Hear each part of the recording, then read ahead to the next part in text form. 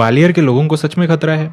ऐसी बहुत सारी वीडियोस आजकल वायरल हो रही हैं जिसमें ग्वालियर में एक औरत सीसीटीवी फुटेज में हर एक इंसान के घर के बाहर डोरबेल बजाती हुई दिखाई दे रही है। लेकिन हर इंसान का मानना यह है कि ये औरत उनको दरवाजा खोलते ही दिखती ही नहीं है। जब लोगों ने ये फुटेजेस चेक करी तो वो और भी ज्यादा डर गए, ये देखने के बाद कि इस औरत की शैडो भी थी, ये औरत दिख भी रही थी लेकिन इसका चेहरा विजिबल ही नहीं था। और उससे भी भयानक बात ये कि ये औरत जब भी किसी जानवर के पास से गुजर रही थी वो जानवर भागना शुरू कर दे रहा था बहुत ही डर में। कहीं ये औरत सच में स्त्री तो नहीं? आपको क्या लगता है ये वीडियो देखने के बाद? कमेंट बॉक्स में जरूर बताना। ये रहा वीडियो।